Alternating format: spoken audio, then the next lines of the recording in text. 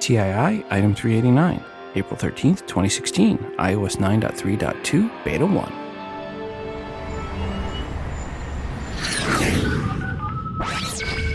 Welcome to Today in iPhone. I like it a lot. Today in iPhone. Hey, Google! Oh yeah. My beautiful iPhone, which I never have out of my hand and that I do everything with and has become an extension of who I am. This episode of Today in iOS is brought to you by Casper. Get $50 off any mattress purchase by visiting casper.com/TII and using promo code TII. Welcome to the show. I'm your host, Rob, and this is the Today in iOS podcast. First up, I want to thank Steve for sending in the music here in the background. Steve wrote, "Hi, Rob. This song is called Rhythm of the Spirit and was created on an iOS device using GarageBand and a lot of other apps. Regards, Steve Val, a.k.a. Rabbi Steve." Folks, for more info on how Rabbi Steve put together these songs, go back and listen to the beginning of episode 381. It was very extensive and detailed. Thanks, Steve, for the music, and folks, I'll put the full song at the end of the episode. Also want to thank Colin for sending in the artwork for today's show. Colin wrote the following. "Hi, Rob. This finger painting exercise was made with Art Rage for iPad. Regards, Colin Seton from Sydney, Australia." Well, thanks, Colin, for sending in this artwork. And folks, you can see Colin's artwork in the free TI app via the bonus button for episode 389 or at instagram.com/todayinios and also as a standalone post in the VIP section and at facebook.com/todayinios. If you have some artwork and or music you have created on an iOS device that you would like to share with the audience, please email it to me at todayinios@gmail.com. Please make sure to include which app or apps you use to create said artwork and or music. Would really love to get some music from you folks out there, so if you have some music you'd like to show off, please send it in. In this segment of How Wrong Were They, we have the following quote, "Forthcoming June 29th release of the Apple iPhone is going to be a bigger marketing flop than Ishtar and Waterworld combined, because its designers forgot Platt's first, last, and only law of user experience design, know thy user, for he is not thee. That product is going to crash in flames. Sell your Apple stock now, while the hype's still hot. You heard it here first." Unquote. David S. Platt, Suckbusters, 21st of June, 2007. Well, evidently, making up laws with one's own name is a great way to look like a suck monster. Just saying. For promo codes on episode 388, we offered up chances to win promo codes for the app The Hit List, 3 words. If you're interested in this app or want more info, go back and listen to the beginning of episode 388. This week, we have promo codes for the app Wallpaper Creation Station, 3 words. Here is the written review from the dev. Quote, "Wallpaper Creation Station is a small tool to make wallpapers and backgrounds in just a few clicks. You can define your own color ranges and wallpaper styles and produce unique wallpapers from limitless combinations. This is my first app on the store, and I'm very happy to take feedback and suggestions." Unquote. Well, thanks to the dev for his written review of his app, Wallpaper Creation Station, and for sending in the promo codes to give away. Folks, if you would like a chance for a promo code for this app, please send an email to todayinios@gmail.com and put wallpaper in the subject line. A quick reminder, if you're an app dev or an iBook author, email me if you want your app or iBook featured in the promo giveaway segment for free. We just need the 5 promo codes or more to give away. Simply email me at todayinios@gmail.com. Please include a 60-second or less audio review of your app or iBook indicating you are the dev or author. Also, when you send in the promo codes, please make sure to let me know when they expire. Apple has put out iOS 9.3.2 Beta 1 to the devs and to the public beta testers. As with most double dot updates, it's all about squashing bugs, man, squashing bugs. But it does look like it improves quick actions when in landscape mode on iPhone 6s, with none of the jitter and lag that seem to have been there with other versions of iOS 9.3. One thing it is believed iOS 9.3.2 has is a new kernel that may patch a kernel bug used for jailbreaks. So obviously, if you're a jailbreaker, you will not want to upgrade to 9.3.2 once it is released, but you probably already knew that. Last week, there are a bunch of reports about a bug in the current public version of iOS where anyone could access the iPhone's photos and context. Well, unless you really read into it, it sounded like it was for any iPhone, and, well, there are some caveats.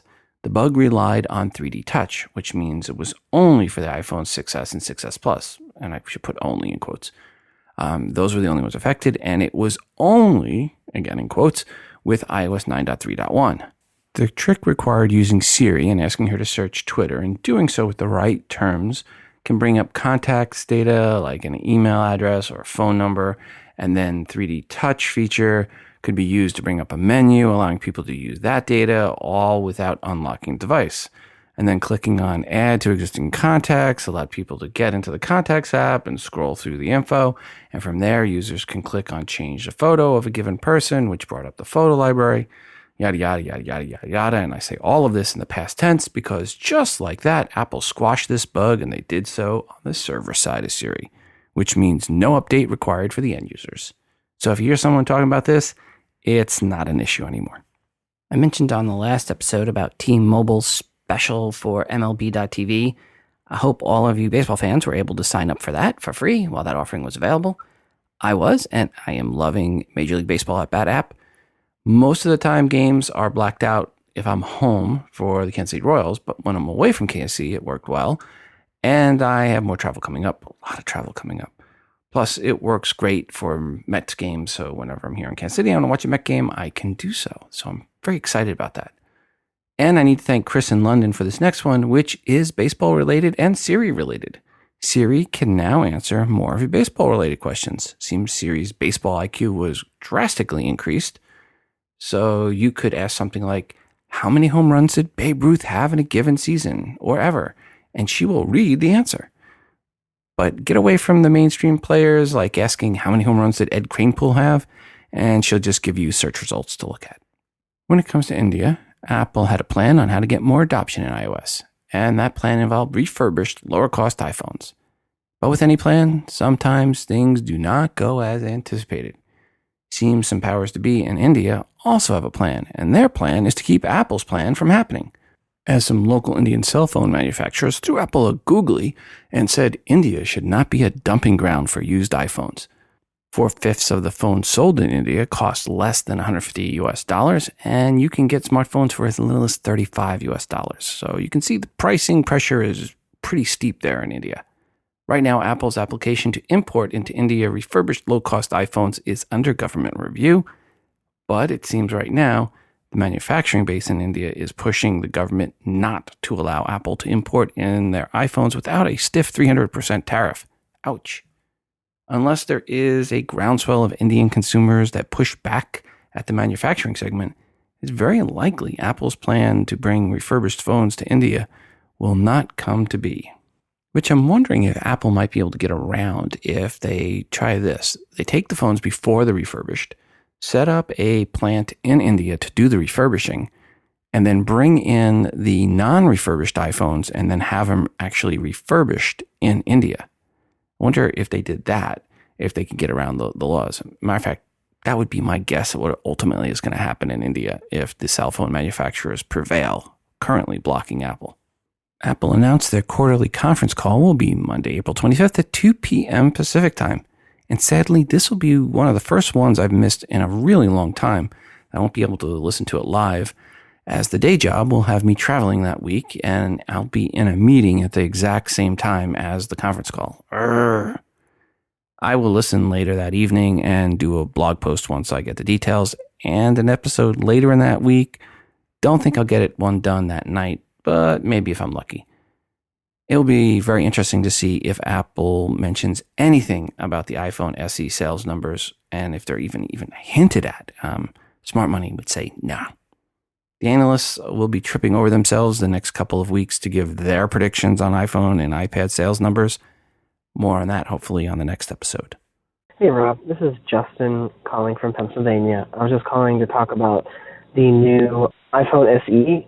People not understanding the need for it. I know like 3 or 4 people in my life that were hanging on to their old iPhone 5, 5Cs, and 5Ss because they didn't want to go to the 6. They thought it was just too big. And not only that, I think a big issue that people don't even think about is that Apple doesn't want these smaller, older phones on their ecosystem because app developers will still have to develop for those older devices. Now with this, they got a low-cost option for new people coming in that don't want the bigger phone. They're not going to be getting an old phone. They're going to be getting a faster phone And that's why Apple's good with their software. They know that you need to get old devices off the market, and even if this is a niche product, it's a niche they're probably going to make money on. So, I don't know, it just makes sense to me. I know 3 or 4 people that I know personally that are very happy right now that they're going to be getting a new phone. So, I don't know, that's all I have to say about it. I just think that it's sort of a no-brainer. I mean, that's not for me. I'm a 6S Plus user personally.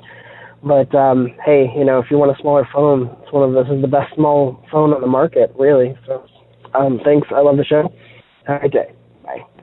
Justin, thanks for the feedback. And I personally have recommended it to my father. He'll be getting an iPhone SE. He's coming from a flip phone, so this will be his first smartphone. So really, my dad is going to be using it for 2 things: phone calls and photos and video. And then, well, that's 3 things. And actually a 4th thing, he'll use it for the flashlight. Hi, Rob, put us in the camp that thinks highly of the iPhone SE. We absolutely would have purchased at least one of them if it weren't that we're only 6 months into an AT&T's Next 24 on our iPhone right now. Oh, I wish we had any idea about the SE back then. We would have waited for it. Very glad they made it a peer to the 6S rather than the year-old technology. We agree with you. It should do well. Philip from Titletown. From Francisco Tapia on the Google+. Quote, SE battery life is what I have always wanted. Better battery life, unquote. And he shows getting 6 hours and 55 minutes of use and 16 hours and 40 minutes of standby with 14% still remaining of battery life. I saw another screenshot from another person that had 10 hours and 16 minutes of usage and 44 hours and 29 minutes of standby with 6% remaining. So it seems the iPhone SE is doing rather well on the battery life side of things. I've said before, and I'll say again, I am of strong belief that the SE is going to do very well. I think there's a really big demand, pent-up demand, for the 4-inch size iPhone. It just fits better in the back pocket of these little tween girls that are out there, that you always see them with their iPhones in their back pocket. Now they can have the latest iPhone and put it in their back pocket. And it just, I think, at least, like I said, for my wife, a lot of other folks that are just looking for a phone that not going to do too much with it, but they want an iPhone, they want that iPhone ecosystem, they have an iPad, they want to communicate between the two. I think the 4-incher is going to hit a good market, and I think it's going to do much better than any of the analysts out there are estimating. Back to email bag. Hi, Rob. I just got done listening to show 388, and I'm still stuck on Walt Mossberg's number 1 out of 7 wish list items for the iPhone that concerns increased battery life. I absolutely agree with Walt that many of us would gladly trade thinness for greater battery life. The problem is that Apple doesn't seem to want to oblige with the 6S. Can you or the listeners please explain to me this irrational obsession and fetish that Apple seems to have with thinness? I don't get it. What am I missing? What does a nearly paper-thin iPhone do for me? Is there some aesthetic beauty in extreme thinness that only Apple can see? There's no beauty in having to recharge a $700 anorexic smartphone more than once a day or adding $100 ugly as sin battery case to compensate. This seems very un-Apple to me. For the love of the iPhone, Apple just put more battery in the iPhone already. Who cares if it's a little thicker? For the premium price Apple charges for the iPhone 6S, we should expect form and function, not form over function. Thank you, Walt, for calling Apple out on this. I will stick with my thick, beautiful 5S until I decide to upgrade to a new, equally thick and beautiful SE. Sorry, 6S, but I like a little meat on the bones. The 5S and the SE have got you beat. Regards, Brian from Claremont, Florida. Brian, well said. We are now over 3,000, actually over 3,300 members in our Google Plus community and growing. Thanks to everyone that has joined, and thanks for the great posts. One new post in the Google Plus community that went up since the last episode came from Chris Searle, who wrote the following. Quote, hey guys, I created an appointment via the Apple Watch. When I went to the calendar on my iPhone to see if it appeared, to my surprise, the entry wasn't there. I recreated the entry on my phone, and it showed up on both the phone and the watch, where on the watch I have 2 entries for the same appointment now. Where can I delete the one entry I created via the Apple Watch? Does anyone know how to delete an entry made via Apple Watch? Unquote. To which Keith Yarbrough replied, quote, go to the Apple Watch app on your iPhone, select calendar/mirror, my iPhone, and that should be selected. And then once you do that, it should work, unquote. And that appeared to fix the issue. Thanks, Keith, for the advice. Since the last episode, there were also dozens and dozens and dozens of new posts and comments in the TII Google Plus community, which is an Android fanboys free zone and a spammer free zone.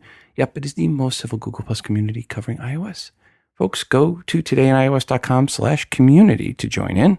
And thanks to all 3,300 plus of you already in the community and contributing. Also from the Google Plus community, where these comments, or this comment, per the last episode, which I always pin the last episode at the top, from Myron Euchre, quote, per the person asking for a VNC client. I don't use a whole lot of it, but the app I have is Remoter VNC, or Remote VNC, by Remote Desktop Remoter Labs. So actually it is Remoter VNC. And with this, there is an in-app purchase for the complete pro features. There's a whole lot it has capable of doing, such as VNC, SSH, remote desktop, etc., unquote. Thanks, Myron, for that heads up. On the nights like this, when I record, the kids go sleep with mom, and I go sleep in my son's Casper bed. Kind of my reward for a long night getting out the show. Casper mattresses are a mix of latex foam and memory foam, no noisy springs to wake up your significant other when you get out to sneak a snack or in the middle of the night, or in my case, usually when I slip in late at the middle of the night after working on emails or the show. And with Casper, you get a 100-day risk-free trial period. You don't like it, you get your money back, and they come and pick it back up and donate it to charity. But just as important as quality is pricing, and the pricing is really great. Twin mattresses are just $500. They also have Twin XL for $600, full sizes for $750, Queen for $850, and the King in California Kings at $950. That is less, much, much less than my iPad Pro setup. And as I said, you have 100 days to return it risk-free. And if you go to casper.com/TII and use promo code TII, you'll save $50 off those prices. Terms and conditions apply. This is an American-made mattress with delivery right now for the US and Canada only, and it is free delivery. And when said mattress is delivered, it is from UPS in a squarish box that you think, no way is there a mattress in there, but you get a cool little tool to cut open the package, and the mattress opens and expands to form. It is really cool. Just Google Casper mattress unboxing. You'll see it. And with Apple TV, the HBO Now app, and Game of Thrones binge watching for the past seasons, you know you're going to be doing that for the next couple of weeks just to catch up. You're going to be spending a lot more than a third of your life in bed. Is it not worth getting the best night's sleep possible? And that is what you'll get with a Casper mattress. Again, to save $50 off the prices I mentioned, go to casper.com/TII and use promo code TII, all lowercase on the promo code. Again, casper.com/TII, promo code TII to save $50. Thanks, Casper, for the great mattress for my show nights and for sponsoring this show. Into the email bag. Hi, Rob. I am thrilled Apple has changed their policy on audiobook downloads. Regards, Steve in Brisbane. And Steve is talking about Apple's recent update with regards to its policy on audiobook downloads.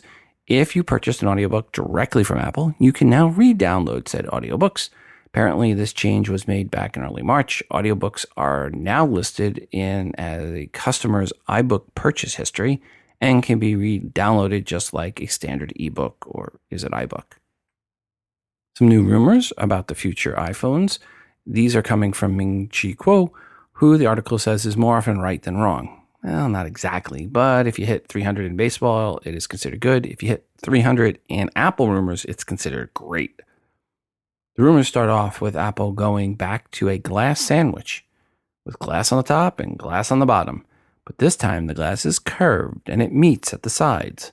Screen size would increase on the Plus or Pro version, whatever you want to call it, from 5.5 inches to 5.8 inches because, yes, we need another screen size to make lives of devs even more confusing. Wireless charging would be added as well. The screen would go to AMOLED. Kuo says the new iPhone will have better biometric security, implementing facial recognition. And if they add in infrared cameras, you could even unlock your phone in the dark. But hey, if you want to unlock it in the winter and you're wearing a mask, good luck with that. And Apple did recently acquire facial recognition specialist Emotion and then real-time 3D rendering firm FaceShift. Because if you're going to do facial recognition, you need to do it 3D. Otherwise, people just put your photo up in front of it. Now, the more interesting thing, this new, radically different iPhone will not be out until 2017. Note, in the past, Quo said the iPhone would not go to AMOLED until 2019, so a little contradiction there on that part. Which would mean the iPhone 2016 would be the same basic design as the iPhone 6 series and just under the hood improvements. So maybe we're going to a third version of the iPhone 6 devices, one of which might be a new flush camera as seen in the Apple Liam video. If you're into the story that Apple goofed and had the next iPhone in that video theory, that would go along with that theory, I guess. Remember those rumors about a new Apple Watch being announced at an Apple event in March? Yeah, those rumors are rising from the dead and now have a new Apple Watch being introduced at WWDC, which of course, once that doesn't happen, then they'll have it at the September event. And if that doesn't happen, then it'll be the October event. But anyway, right now, the rumor du jour with the Apple Watch is WWDC, and according to Apple analyst Brian White, the Apple Watch 2nd Gen will be thinner. Quote, finally, we walked away with the sense that the Apple Watch refresh will not occur in September with the iPhone 7, but is more likely to occur within the next 2 to 3 months, and thus we believe an unveiling at WWDC in June makes sense. We believe Apple Watch 2 could be 20 to 40% thinner than the current Apple Watch, unquote. Here's a thought. How about keeping it the same profile as the Apple Watch 1st Gen and just make the battery life 2 to 3 times as good? White also said that the next gen iPhone Plus size will feature a dual camera. Additional rumors for the iPhone 2016 have the antenna band moving closer to the bottom and top of the iPhone, and for the Pro or Plus size, the addition of speakers at the top and bottom, going with 4 stereo speakers and no headphone jack. And the next generation iPhones would get thinner, between 6 and 6.5 millimeters, to which we all go, why? Why go thinner? Go thicker. Give us much better battery life. I mean, really, is there anyone out there that would choose a 6 millimeter iPhone with a camera bump and 6 hours of real life usage over an 8 millimeter iPhone, no camera bump, and 12 hours of real life usage? Anyone? Anyone pick the 6 hour over the 12 hour? Raise your hand. Then use said hand to smack yourself silly, or sillier. If a new design is coming in the fall, then the number of photos leaking of said iPhone should really start picking up within the next month, if not this month. So if we don't start seeing some rumors of photos, it may really be that we're looking at a third version of the current design with just the tweaks again, where you're going to get the double camera on the current one. Well, we'll see. Interesting article from Johnny Evans of Our Computer World with regard to a report from Laura Martin, an analyst at Needham and Company. She was doing a deep dive into Apple and said the company is very undervalued, putting her price target at $150. She said Wall Street is valuing it today like a hardware manufacturer only, whereas it should be looked at more as a media company, one that sells an experience, not just a piece of hardware. One item to point out from Laura Martin is this, quote, finally, with 24,000 active Android smartphones on the market globally, we think Android is a victim of a tyranny of choice, which confuses consumers and works against Android, especially at the high end. Apple benefits from a far simpler set of choices, typically 3 to 6 choices / devices, unquote.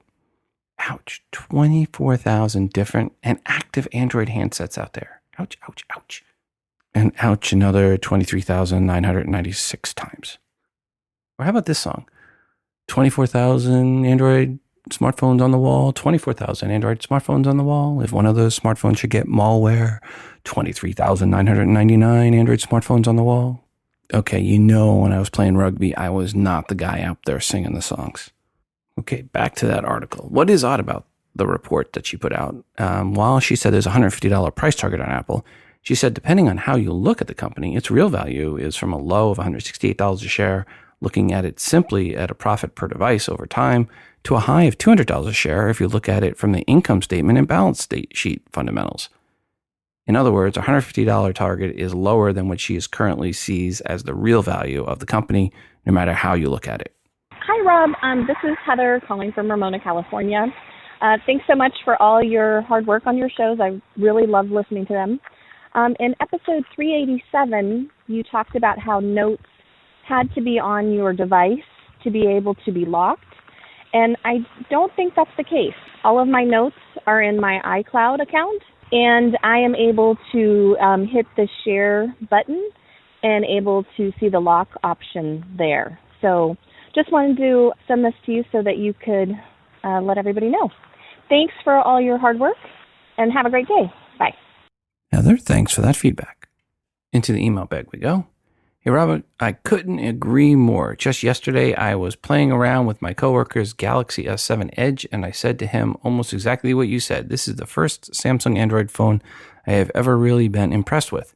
I know the wraparound Edge screen is a bit of a gimmick and more than likely will be a short-lived thing that Apple won't ever try to pursue, but I would be lying if I didn't say it made for a really enjoyable, more immersive screen viewing experience. Thanks for the show, Rob. Keep the good work. Regards, Aaron. P.S. Pound equals hashtag, not pound sign, in the new social media world. Well, pound is faster to say than hashtag. Hi, Rob. Per instant hotspot. Are you using Wi-Fi or Bluetooth? I have had much better luck with Bluetooth. I have had problems with Wi-Fi dropping when the phone isn't even asleep. Regards, David Willoughby. David, thanks for the heads up. I actually never really tried using Bluetooth. I either use Wi-Fi or I hard tether my iPhone to my laptop. And when I'm usually having issues and stuff, I just wind up tethering. I take the cord and I just plug the USB cord to the lightning cord and I connect the two. And for me, that actually works the best. So that's what I've been going to lately when I've had issues. That said, the next time I'm having issues and I want it to be a wireless connection when I don't want to have to be tethered, I will go ahead and try Bluetooth. Hey Rob, sometimes I see an article online that I find worth reading, but I don't have time to read through the whole article at the time. I think, gee, I'd like to listen to this article if I could, like in a car ride on the way home. It would only take a few minutes to copy the text, paste it into a word processor, save as a text file, and email myself the open and the text reader app on my iPhone on the drive back to work tomorrow. Is there a good app that does this sort of thing much easier? When I looked in the App Store, all I found were apps for speaking short bits of text, like in an aid for people with laryngitis. It would also be nice to even have something that when I have an online web article that has a text view option, that I can branch from there and have it read it out loud to me by this app. Any suggestions from you or the listeners? Regards, Gil in Boston. Well, Gil, I know there are a lot of apps out there, but I'm going to throw this out to the visually impaired folks out there that I know have used a lot of these different apps. Which apps do you like for going and gathering together a bunch of different web articles and then having it read out loud to you? Let us know. Give us a call, 206-666-6364. That's 206-MOON-DOG. Or shoot an email to todayios@gmail.com. Hi, Rob. I've been looking for a reliable way to take written notes that can be recognized and converted to text for a long time now. Visually impaired, so taking notes using the on-screen keyboard is not as easy unless using VoiceOver, but this can't be done privately unless using earphones.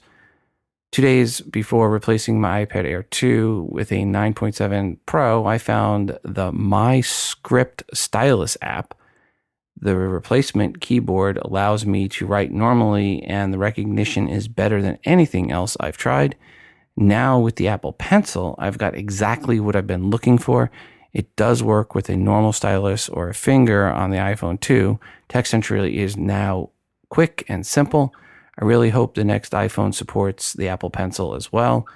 I know that many of your listeners are also visually impaired, and I really think they might like to know about this app. Regards, Stuart Duncan. And again, that's the MyScript, one word, stylus, second word, app. So MyScript Stylus app. Thanks, Stuart, for the heads up on that. Thanks to all that sent in this next one, which is the Kickstarter project with the clever name Dock Your Apple Device, Pebble Watch, and USB-C Device by DoDock, or just DFYADPWAUD for short. Okay, for really short, let's just go with DoDock, and that's spelled DoDock, one word. The DoDock is, quote, a universal USB charger for smartphone, iOS, and Apple Watch, even Pebble Watch, unquote. This one had a modest goal of $10K and just reached said goal, with funding going on until May 9th, 2016 at 11:21 p.m. Central Time. Congrats, Team DoDock. Pricing for this multi-device dock is $79 with delivery set for July 2016.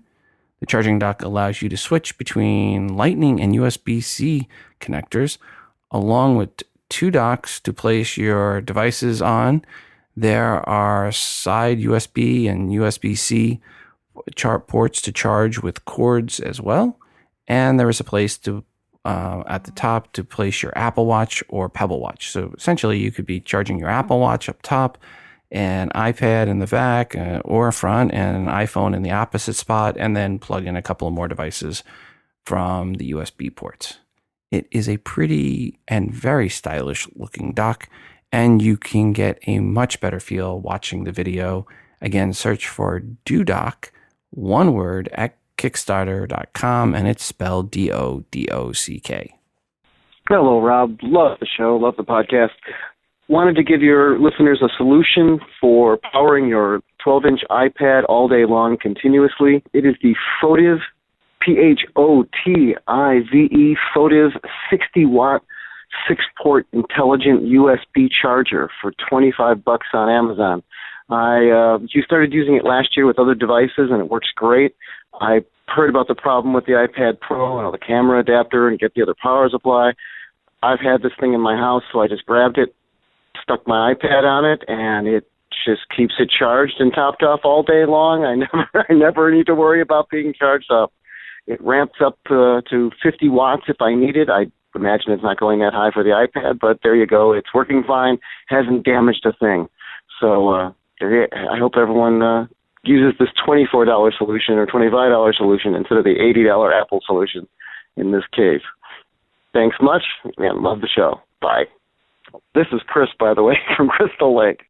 Chris, thanks for the heads up on that, and I will have a link to that in the show notes. It's an Amazon link, but it is not an affiliate link. Hi, Rob. Shannon from Arizona. I've recently been looking at some Bluetooth headsets, earbuds, I guess, and I'm interested in buying a good quality one. I don't mind spending a little bit of money if I can find a good quality. What I'm looking for is, of course, stereo to listen to music and podcasts, but then also have a mic so I can make phone calls, and then preferably have the volume and volume up and volume down, all of that. And I found some on various websites, but man, the reviews are just all over the place. From it's the greatest thing since sliced bread to it's the most horrible electronic I've ever owned. So it's hard to know who's telling the truth. So I thought I would reach out to you and the listeners and see if there were anybody out there. I would love to have some sort of noise canceling, so when I'm on the phone, people don't hear a lot of rumbling in the background. Maybe I'm asking too much. I don't know. I'm not I guess what some would refer to as an audiophile. I don't need the deepest of deepest bass and the highest of treble. Just some good sound for listening to podcasts and music, and most importantly, some good sound when making and receiving phone calls. So anyway, if anybody out there has any suggestions, please let me know. Thanks, Rob. Take care, man. Bye. Shannon, thanks for the voicemail message. And I went back and looked through some emails, feedback. The last time someone asked about Bluetooth headsets, the Jabra Rox ROX 2.5 for stereo, that was recommended by Paul G. in Lawrenceville, Georgia. There was the Plantronics Legend Bluetooth headset that was recommended by Steve in Rochester, New York. And then a few people recommended the Plantronics Voyager headset. So those are 3 that you may want to look at. Folks, if you have some favorite Bluetooth headsets that you can listen in stereo, please, and then also have a speaker, please give us a call, 206-666-6364. That's 206-MOONDOG, or shoot an email to todayandios@gmail.com. Back to the email bag. Hello, does anyone know of an email application that allows you to do a search over the email and then do a select all to those search results and then archive them? This is a workflow that I've loved doing on the Mac for years, and I would love to be able to do it on my iPhone. Thanks, anyone, for the help in advance. Regards, Cody K. Folks, please shoot us an email or give us a call if you know the answer to that one. Hi, Rob. I installed the TV OS update and paired my Apple Bluetooth keyboard to the Apple TV 4. No problem at all. That was the end of the good news. From the artist list, I tried typing the first few letters of an artist name and nothing. Same thing in the movies and TV shows. I connect to the Bluetooth keyboard on my Apple TV 3 and it worked as expected. Typing Nor in the artist list jumps to Nora Jones. Regards, Dave C. Dave, what I find myself doing now with the latest update to the Apple TV 4th Gen is anytime I'm in a search field, I just hold down the Siri button and I just dictate what I'm searching for. And it has done a wonderful job of recognizing what I'm saying. So I would recommend whenever you need to do a search in any search fields on Apple TV, just use the Siri option. Hi, Rob. I have subscribed to 10 podcasts on my iPhone and 3 on my iPad. And then in settings on both devices, I turn on sync podcasts. Will what is on the iPad match up with what's on the iPhone or vice versa? Meaning, will I end up with 10 podcasts on both devices or 3? Regards, Steve in Brisbane. You should end up with 10 on both devices, but you never know. Actually, I'm pretty sure it does go additive, not subtractive. And I've had the issue where my laptop was starting to fill up because I had sync on and I was subscribing to a bunch of podcasts on the iPhone that's where I do a lot of the listening. And it was filling up my hard drive on my laptop. So I had actually turned sync off because it kept adding to my laptop. Now we'll say this, if you delete a podcast from one device after they've been synced, it will delete it from the other device because my wife, we had sync going one time and my wife started deleting all these podcasts from the podcast app on her iPhone and it did delete them on my iPhone and then I had to go add them all back. But I believe your question is if one has 10, the other has 3, you turn sync on, what'll happen is I think both devices will then have 10. If the 3 were the same as 3 of the others there. Now, if those 3 are different than the one that had 10, you could wind up with 13. Back to the email back. Hi, Rob. Something I noticed about MLB.TV for the Apple TV 4th Gen versus the 2015 Fire TV. Apple claims this to be running at 60 frames per second. Major League Baseball.TV looks way smoother to me on the Fire TV. I tested this on 2 different TVs using the same HDMI cable. This is because Fire TV has better. Is this because the Fire TV has better internals? Or would you think the Apple TV could pull this off just as nicely?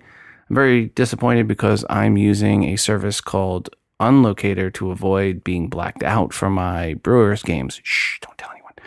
It looks great on the Apple TV, but not the Fire TV. I just wish Apple TV 4 looked as smooth. Regards, Oshkosh Josh. And then he wrote back a second email and he goes, hi, Rob, again. Apparently reinstalling the Major League Baseball at bat for Apple TV 4 will make it 60 frames per second. Here's what went wrong. Apparently, Major League Baseball.TV app didn't release the 60 frames per second feature until the start of the season, as in the first game of the season. I was one of those who bought the Apple TV 4th Gen and didn't update the firmware with the hopes of a jailbreak.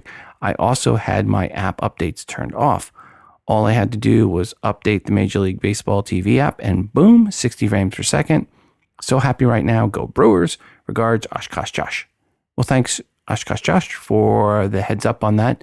So folks, if you have the Major League Baseball.TV and it's looking a little jittery or static, just not real smooth, uninstall, reinstall. Assume the position.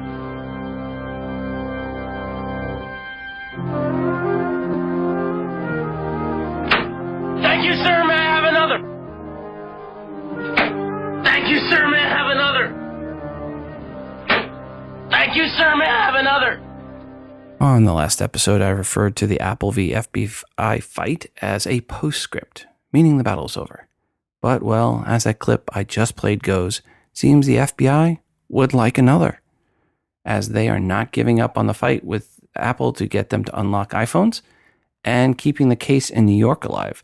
That is the one where the meth dealer, who already pled guilty, has his phone in the hands of law enforcement and wants Apple to hack it for them. This is the one that the judge said the DOJ's claim to that the Writs Act applies was, well, questionable at best, to paraphrase. The FBI has said that to get into the phone of the terrorists in California, they purchased a tool from a private party. Seems someone on the FBI team was just browsing through the B&H photo site and just found this third-party software called the Hack an iPhone. They put it in the cart, but the reason for the delay from the December until now timeframe was that the clerk in the FBI that found it back in December was waiting for the PO to be approved. Okay, maybe not 100% exactly how it happened. According to the FBI director, Comey, quote, "The people we bought this from, I know a fair amount about them, and I have a high degree of confidence that they are very good at protecting it, and their motivations align with ours," unquote. He also went on to say, it only works on a narrow segment of the iPhone, and it does not include any devices since the iPhone 5S, including the 5S, does not work with that. And the government is currently considering if it should tell Apple how the phone was exploited. From Comey, quote, "We tell Apple, then they're going to fix it. Then we're back where we started from. We may end up there. We just haven't decided yet," unquote. If this only works on a small segment of iPhone's comment is true, then most will not need to be patched. But still, if you are Apple, you're going to try your darndest to find out what that exploit is. And from the email bag, "Hi Rob, the FBI tells us they managed to crack an iPhone." Well, did they? We only have their word for that. They haven't exactly got a good track record for telling the truth. So when are they going to produce the evidence? Regards, Brian. Thanks to Kristen Lennon for this next one, and it is a post with the pithy title, quote, "Remember that California bill to ban the sale of encrypted phones? It just got worse," unquote. California Assembly member Jim Cooper, Democrat from the 9th District, just introduced a new state legislation that would require any new smartphone from 2017 onwards to be, quote, "capable of being decrypted and unlocked by its manufacturer or its operating system provider," unquote. The new bill mandates the ability to decrypt not just new phone sales, but any phone already out there. The new bill also changed from fining manufacturers for each sale of a new device to a $2,500 fine for each time a device cannot be accessed by law enforcement. Of course, the bill still has a few steps to become a law, like first passing through the Assembly and then the state Senate, and then actually being signed by the governor of California. So a lot of stupidity would have to abound for this to get through, which also means lots of opportunities for politicians looking for campaign contributions to publicly say they are not sure which way they are leaning, and they need to talk to their constituents, and then wait for the funds to come in from Apple and Microsoft and Facebook and other tech companies, and then vote against it. Not that our government system is up for sale or anything. I mean, that would be a very cynical way to look at all of this. Thanks to Tosino for this next one, which is one way for the bad guys or those that just want to avoid 1984 to get around stupid laws about encryption. Just get the WhatsApp app, and WhatsApp app announced it is turning on end-to-end encryption to make it basically impossible to eavesdrop on your communication. As of right now, via the WhatsApp, all text messages, photo and video attachments, documents, voice messages, and VoIP calls are protected with full end-to-end encryption. Also, since the encryption keys are stored on the user's device, WhatsApp cannot decrypt chats even if they wanted to or were forced to try by a government. From WhatsApp founder John Combe, quote, "From now on, when you and your contacts use the latest version of the app, every call you make, every message, every photo, every video, file, and voice message you send is end-to-end encrypted by default, including group chats," unquote. WhatsApp is owned by Facebook now. From their press release, quote, "The idea is simple. When you send a message, the only person who can read it is the person or group chat that you sent that message to. No one can see inside that message. Not cyber criminals, not hackers, not oppressive regimes, not Littlefinger, and not even us. End-to-end encryption helps make communication via WhatsApp private, sort of like face-to-face conversations," unquote. Hello, Rob. It's Ben from Montreal, Canada. Regarding 9.3 iOS 9.3, another situation that happens quite often actually. It's whenever I click the home button, it triggers Siri for no reason. I mean, I click it once, but Siri comes up, and it used to be perfect before. Like I would click once, it would shut down my application or whatever. But anyway, clicking once will trigger Siri more than often. I mean, many times a day. I can't believe it. I have to click again and try to click twice to shut it down. So Siri is always, obviously, always ready. Anyway, all right, that's another story. Bye. Hey Rob, it's Ben again from Montreal, Canada. I found another bug in 9.3 and it's with visual voicemail. The problem I found is every time I have a new voicemail, I used to click on it right away and it would play like that, just fine. Now I have to click on the play button, and even though I do it, I have to click twice to play that voicemail. So definitely 9.3 is not a very mature update so far. All right, thank you. Bye. Ben, thanks for the updates, and let us know when 9.3.2 comes out if all your issues go away. Hi, Rob. Well, I should say, into the email bag we go. Hi, Rob. I found the name of the analyst quoted by Al Rise of Ad Age as saying the iPhone has potential to even be bigger than the iPod. It was Gene Munster, analyst Piper Jaffray, as quoted further in the article. Quote, Apple and Amazon, nothing in common. And he says in there, and Apple analysts think it will get even better. The iPhone has the potential to be even bigger than the iPod, says Gene Munster, an analyst with Piper Jaffray. The cell phone market is gigantic. Hope that answers that question. Keep up the good work. John W., Mac user since 1984. Well, John, thank you for that. And I always joke with often wrong Gene, as we call him, but hey, he was right there. Obviously, very right. So, Gene, good call there. Here's a good letter I had sent in a couple weeks ago, and I didn't have room on last episode, so I want to get it on this one. Hi, Rob. Love the show and listen to every episode as soon as I can after it comes out. Based on the long life of your podcast, I am a relative newbie, having listened just about 4 years.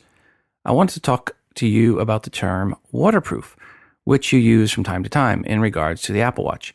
Basically, there is no such thing as waterproof. Though it is used in consumer electronics, it is vague and without real meaning. Water resistant is a more accurate term. Nothing is waterproof to an infinite depth. Even submarines have a crush depth. I pity the sailors that experience this form of demise. The Apple Watch uses the IEC standard 6529, which is used for consumer electronics and is rated IPX7, which means no water ingress in a harmful quantity for 30 minutes at 1 meter. The highest level of water resistance on the scale is IPX9K, which means it's protected against high pressure, high temperature spray downs, water volumes 14 to 16 liters per minute, pressure 8,000 to 10,000 kPa, 800 to 100 bar, at a distance of 0.1 to 0.15 meter, water temperature 80 degrees C. If not a smartwatch, watchmakers use different sets of standards. ISO 2281 water resistant watches standard and ISO 6425 diver watches standard. ISO 2281 prohibits the use of the term waterproof. Apple Watch does not use these standards as it appears. It is considered more of an electronic device than a watch. So the term waterproof is vague and poorly defined. We can say at certain depth for a certain period of time that a watch is waterproof, but I think this is an imprecise, misleading. Water resistant is more accurate, and even this is deceiving as it's not practical to use a watch at a given depth, but just for the device to sit in static water. Perhaps valuable if you drop your watch and not for water-based activities. A watch device will never be truly waterproof because pressure can be increased infinitely, and at some point the casing will fail. If you made it this far, thanks for reading. My 2 cents against the use of the term waterproof. You have the great work. Regards, Dave in Lafayette, California. Well, Dave, thanks. And I will do my best to use the word water resistant in the future. I can't promise because a lot of times I'm going to be reading articles and they're going to say waterproof, and I'm not going to change what the article says. But when I'm talking to myself, I will do my best, I promise, to say water resistant going forward and not waterproof. I think the issue comes when we start talking about Apple trying to waterproof something. It sounds more grammatically correct to say Apple's trying to waterproof it than it is saying Apple's trying to water resistance it. So water resistance it doesn't really roll off the tongue. So I guess I'll have to say Apple's trying to make it more water resistant. That said, everything I'm reading shows that the iPhone SE is much, much more water resistant than the iPhone 5S. Hi, Rob. Try asking Siri, what is the meaning of life? Regards, Brian. What is the meaning of life? A movie. What is the meaning of life? I give up. What is the meaning of life? I find it odd that you would ask this of an inanimate object. What is the meaning of life? All evidence to date suggests it's chocolate. What is the meaning of life? Life, the condition that distinguishes animals and plants from inorganic matter, including the capacity for growth, reproduction, functional activity, and continual change preceding death. What is the meaning of life? To think about questions like this. What is the meaning of life? I can't answer that. What is the meaning of life? That's easy. It's a philosophical question concerning the purpose and significance of life or existence in general. What is the meaning of life? I don't know, but I think there's an app for that. What is the meaning of life? I don't believe there is a consensus on that question. What is the meaning of life? Try and be nice to people, avoid eating fat, read a good book every now and then, get some walking in, and try to live together in peace and harmony with people of all creeds and nations. What is the meaning of life? 42. Thanks again to Casper for their support of TII. If you go to casper.com/TII and use promo code TII, all lowercase on the promo code, you will save $50 off a mattress shipped right to your door. Again, go to casper.com/TII and use promo code TII. Before we go today, I want to remind you to send in your feedback to the show, 206-666-6364. That's 206-Moondog. Or record your feedback and email it to the show at todayandios@gmail.com. Feedback can be a question or comment for something someone said on this episode, or it can be a question or rant about something else, an app, a product review, good or bad. As long as it's iOS related, it is welcomed. Always looking for new artwork to feature on the show that you've created on an iOS device. Just put some TII branding on it and send it in. And of course, we're always looking for more music, really, really looking for more music that you have created on an iOS device to play on the show. It's your show and your feedback is greatly desired. So don't forget to check out our moderated Google Plus community by going to todayandios.com/community. Finally, check out the newly updated TII app, which is free to use. Search for TII in the iTunes App Store. It's the best way to consume the show and to get push notifications each time a new episode of TII is released. It's fully voiceover friendly, of course. Please go right now and download the TII app. And stick around at the end of the show after the music for the final ever voicemail from Daniel in the UK. And that, folks, is going to do it for us today. Until the next time, I'm your host, Rob, reminding you to phone different. This show is hosted on Libsyn.com and part of the Wizard Media Network. If you are looking for hosting, go to Libsyn.com, that's Libsyn.com, for hosting for your podcast and for creation of your own smartphone app. The Today in iOS podcast can also be found on the free Stitcher radio app. Just search for TII.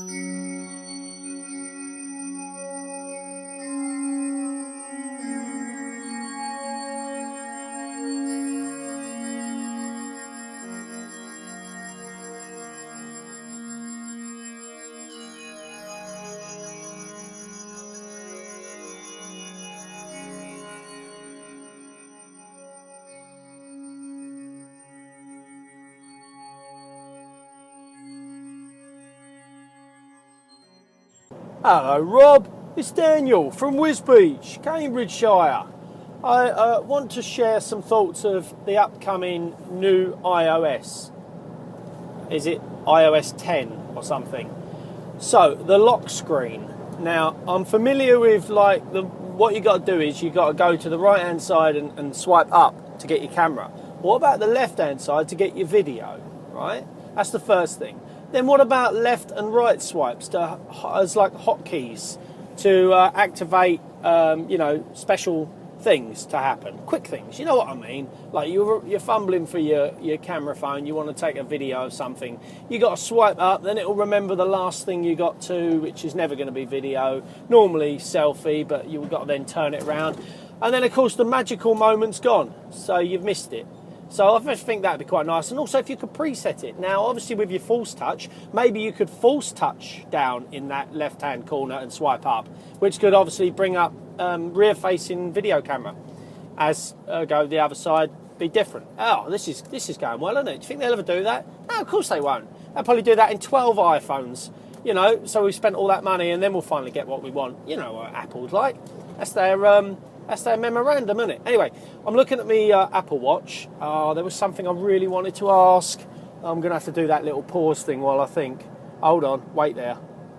Yeah, got it. So my Apple Watch, for some reason keeps going onto airplane mode. Does anybody have this? Is it if I go out of range of the iPhone, does it transfer to airplane mode? It just seems to be, I'm getting notifications on my phone. I look down at my watch and there's a little aeroplane looking at me. So I'm thinking, well, that's interesting. I certainly didn't put it on airplane mode.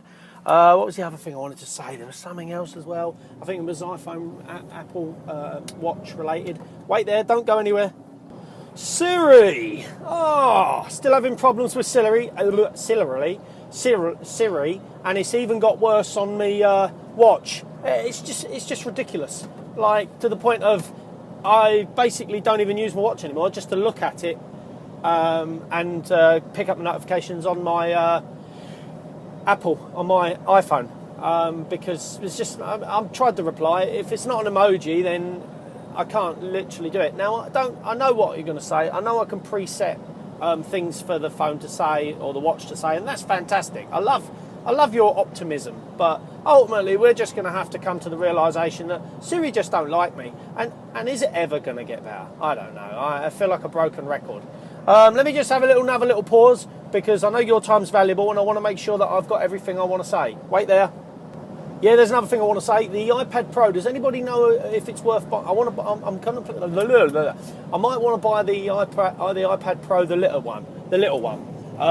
For the pen primarily. I'm a big fan of graphic novels. I love graphic novels, and I just wondered, is there an app on either the iPad Pro, the big one, or the little one, whereby you can learn to do graphic novel drawing? Actually that's designed for the Apple Pen. So I like the idea of like an overlay that you could then trace over and follow like a step-by-step video or something. Or is there something on YouTube? That would have been a more sensible thing. And I've been using it a little bit in the Apple Store, and I think it's great. I had a luxurious opportunity. I went down to Piccadilly, and a mate of mine works as a games designer. You've played the apps, actually. I guarantee you've played the apps that they create at the studio there in Piccadilly Circus in London. Well, I went in there. It's all Macs. It is a Mac fest, my son. As far as the eye can see, it's Macs. So I'm telling you now, they are top designers at the top of their game. All Macs, not a single PC. They've got these, they're incredible drawing tools with your pen and everything. But this is amazing. Get a load of this. I said, so have you got an iPad Pro? Well, just literally there in the bottom of the cupboard, pulled out an iPad Pro, biggest one they got, biggest, most expensive one with a pen. Said, I'll have a go on that. I was having a go on it, having a right old time, wasn't I? Anyway, they got some wedge, haven't they? Wedge is money in English terminology. Right, love your show. Love your face. And as always, have a nice day.